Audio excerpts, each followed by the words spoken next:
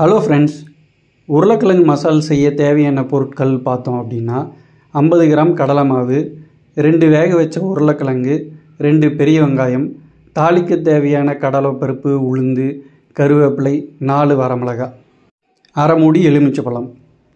Stove on பண்ணுறதுக்கு முன்னாடி கடலை மாவை தண்ணியில் கரைச்சி வச்சுக்கலாம்.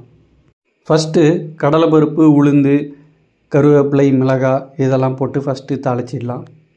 பெரிய வெங்காயத்தை நல்லா நீளமாக கட் பண்ணி எடுத்துக்கிட்டோம் அப்படின்னா இந்த மசாலுக்கு ரொம்ப டேஸ்ட்டாக இருக்கும். இப்போது இதில் கட் பண்ணி வச்சுருக்கிற ஆனியனையும் போட்டு நல்லா பொன்னிறம் வர வரைக்கும் ஃப்ரை பண்ணிக்கலாம். ஆனியன் நல்லா ஃப்ரை ஆனதும் தண்ணியில் கரைச்சி வச்சுருக்கிற கடலை மாவை இதில் மிக்ஸ் பண்ணிக்கலாம். இதோட 150 ml தண்ணியும் மிக்ஸ் பண்ணிக்கலாம். இப்போது 1 டீஸ்பூன் மஞ்சத்தூள், தேவையான அளவு உப்பு, அரை மூடி லெமன் எல்லாத்தையும் போட்டு நல்லா மிக்ஸ் பண்ணிவிட்டு ஃபைனலாக ஸ்மாஷ் பண்ணி வச்சுருக்கிற உருளைக்கிழங்கையும் இதில் போட்டு நல்லா மிக்ஸ் பண்ணிடலாம். மசால் நல்லா கொதி வந்ததும் ஸ்டவ் ஆஃப் பண்ணிடலாம். பூரி, சப்பாத்தி, தோசை இந்த 3 டிஷ்ஷுக்குமே இந்த ஆலு மசால் அல்டிமேட்டான காம்பினேஷன். ட்ரை பண்ணி பாருங்கள், கமெண்ட் பண்ணுங்கள். தேங்க்ஸ் ஃபார் வாட்சிங். Have a great day. Hello friends.